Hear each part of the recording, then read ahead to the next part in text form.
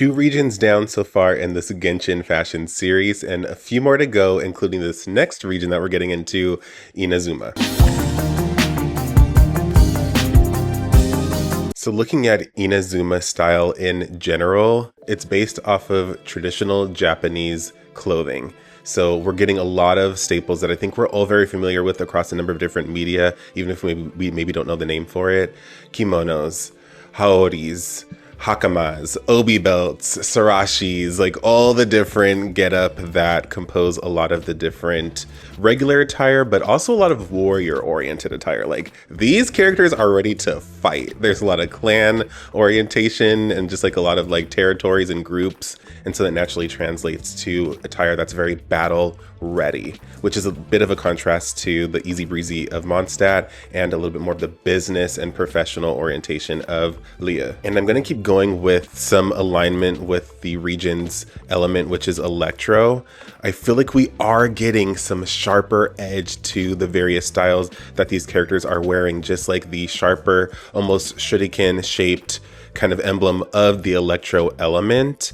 Just sharp angles, maybe not sharp cuts like Liyue was with the Gartagio, but just more angularity to some of the designs, and a little bit more of like three-pronged like motifs, like whether it be flowers or just various kind of shapes that give a little bit of that Thoma effect and design that we see within the electro emblem. But before we hop into these looks, I do just want to give a shout out to Fresh9313 for the super thanks on my Liyue video, like many others into this Genshin fashion series. So I definitely appreciate y'all sticking with it. I'd also love to make it to 100K, but it's all good because I'm still on this journey, and maybe I'll get some hype, literally and figuratively, as maybe that new feature rolls out as we continue to go. But I'm down for a good time. I hope you're down for a good time too. Now let's have a good time with these different Genshin character looks.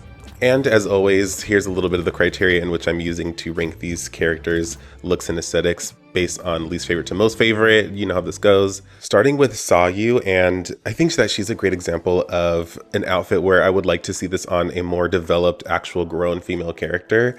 The fishnet kind of garter situation is a bit of the decorative element that I would like to see fill in more of the void of these female outfits and like the legs that I'm constantly harping about. But for me, it's the Mujina thing that's not real, that's giving like kitty pajama, kitty costume, and is just making this just not my taste. And even the color palette's a little bit bland, doesn't really connect with the element to like how much I usually like. Then we have Heizou, and it feels so bland. He's one of the characters when I saw him that I was like, wow, this character just seems immediately forgettable. For a detective, I would like at least a little bit more mystery, a little bit more dimension, a little bit more shrouding. And his haori, his jacket, is wrapped around his waist and tucked in as more of like a belt decoration, which I would like to see him wear it. I'd love to see a variation of him actually having that on, just to give him more shape, more decoration, more silhouette. Because right now this is just so plain and flat. Kirara, I think that she has a very cute whimsical outfit, one of the few that is a little bit more of like modern, contemporary, progressive style, not as deeply bound by the traditional Japanese attire. The cute pleated skirt, crop, plenty of body confidence, and she's from the wilds, being a yokao, nekomata, but it's the nekomata element that's kind of like kitty paws. Like, I can take a tail and some ears here and there, but like the kitty paws on top of it takes me completely out of this. Unfortunately, like a fantasy for other people love that, not a fantasy for me. So like, anyway, in tune with the nature, dendro element, a little bit of the color palette, I can see it. Now this alternative outfit, okay, I can maybe get into this a little bit more and gives her a bit more credit. It's another outfit inspired by some sort of like fairy tale.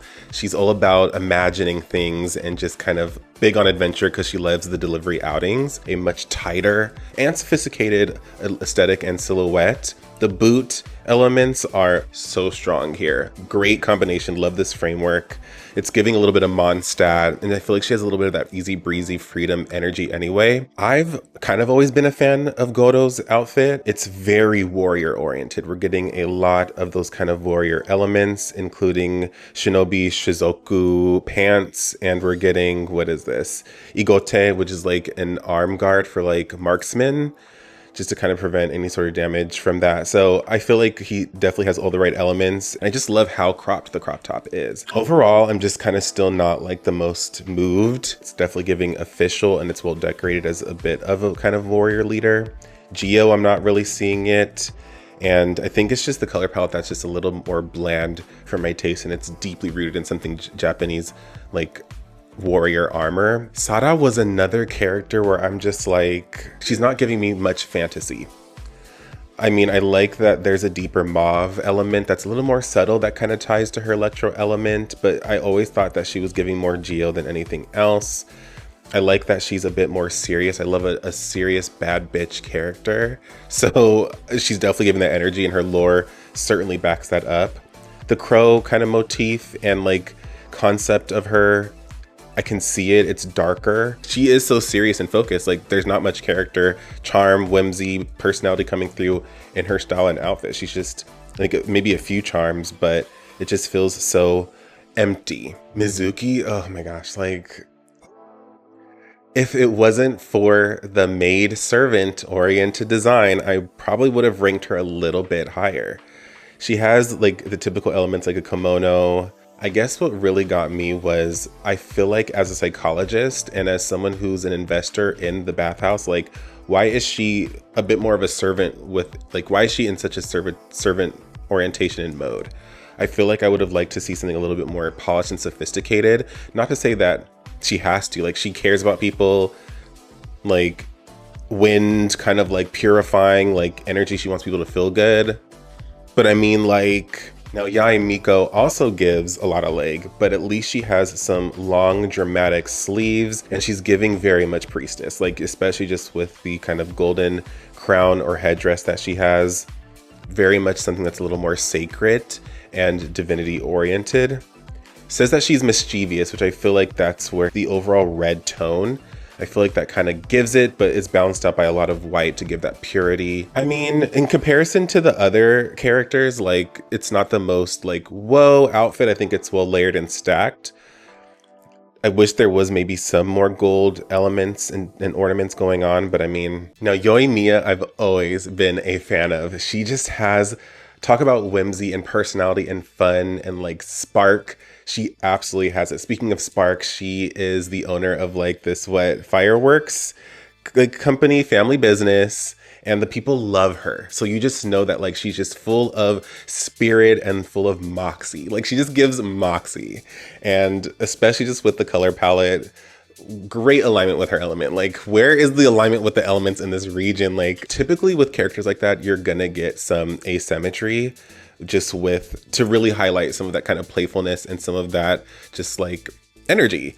And love the body confidence. Now Ayaka, she's a type A perfectionist, prim and proper girl. We can see that just with the bows, how well everything is tied up. Everything's well structured. She is very much dedicated to her clan. And I finally found the word for it. It's hairate, which is like the thigh guards. I love that in her design because I feel like it's an interesting juxtaposition between something that's a little bit more feminine, delicate, cutesy, and girly, but something that is also warrior-esque to show that she's about defending her people and her clan. And she has a heart pure like ice. Great alignment, not only color-wise, but also concept-wise with her element. Now her alternative look is very cutesy.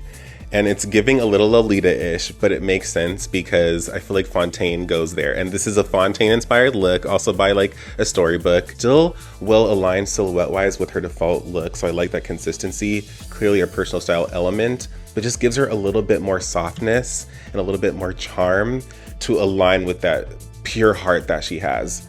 So, and love just how much more blue is going on, lighter blue. Kazuha is a wandering samurai, and he honestly reminds me of Rurouni Kenshin. I love the anime Rurouni Kenshin, and I feel like they both have a little bit of that kind of nice, softer personality once you kind of get to know them, but are burdened by a little bit of a troubled past. In addition to the maple leaf motif sprinkled throughout his design, I love that that's like a really huge part of like who he is, like just someone who's laid back and just gives a little bit more of that fall chill energy.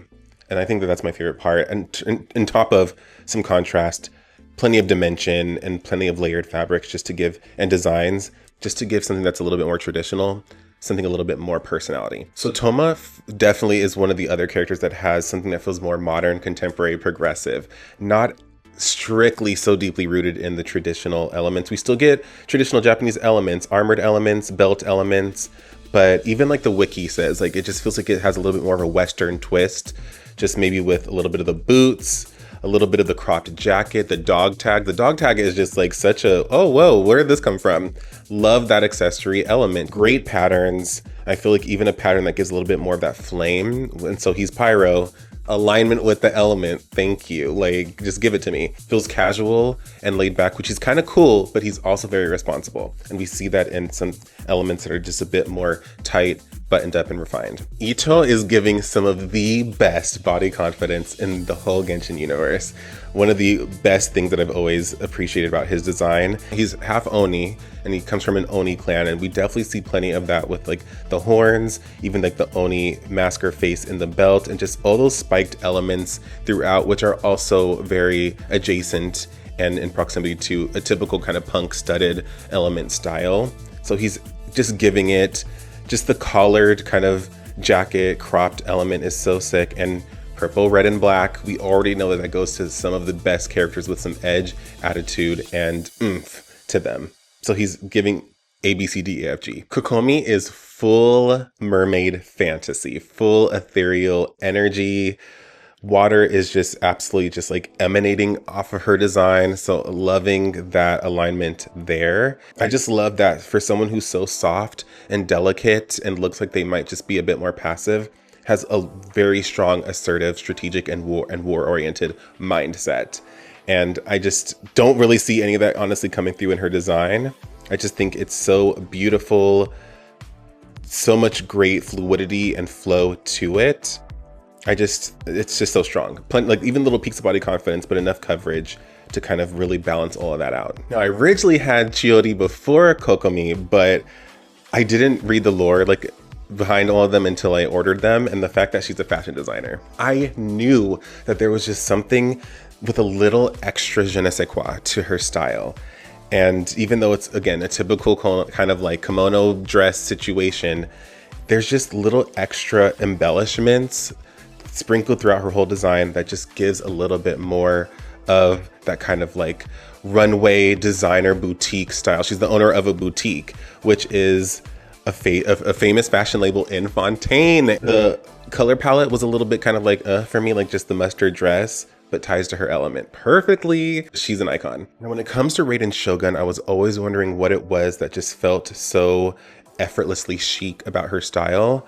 And I feel like it's a blend between something that's timeless and progressive modern, because she's two people in one. And I feel like her original design is a very traditional, classic, full coverage kimono, while Shogun is so much more cold, sharp, cutthroat. And I feel like that comes through in a lot of the sexiness and sass with the shorter kimono, the sheer elements, the black stockings. It just gives so much duality that I feel like blends something that does kind of feel like it transcends time. So it's just really covers off on both angles. Interesting juxtaposition here too. Obviously perfect alignment with the element. And Kuki is one of the last characters I feel like is especially progressive, contemporary, modern, like very much giving Y2K, traditional Japanese hybrid synthesis situation, full ninja fantasy, electro, I'm absolutely getting it, and kind of still also gives a little bit of that kind of red, black, and purple, although it's a little bit more of a magenta in this case. And loving the framework. The framework is something I've always celebrated. She's very professional despite how kind of more like just casual and just a little bit more alternative her style might come across as. But I feel like it's the gold elements that come through to give her a little bit more of that polish and refinement. So she just has so many dimensions to her style. But you know I'm a sucker for a suited gentleman look, not only aspirationally for myself personally, but also just like it's super sharp. It's the cleanest look in this entire region, maybe outside of Ayaka, but they're part of the same family. So like you can kind of see the connection there. The suit is incredible. It's just like a nice typical somewhat cropped jacket over a little bit of a kimono-esque kind of type shirt that he has going on. Plenty of gold. There's even some designs relating to like spring mountain water that ties to his hydro element, because he's very soothing, diplomatic. He's about his business. He's not one for small talk. Highly relate to that. It's just so pure, clean, polished, professional gentleman style. And that is Inazuma. Let me know what you think. I know that people are very excited to get to Fontaine and Natland just for different reasons, but I'm sure that's going to present a lot of great opportunity for some interesting conversation and analysis as well. Hope you learned a little bit of something new and that you had your perspective transformed. But until the next video, I'll talk to you later.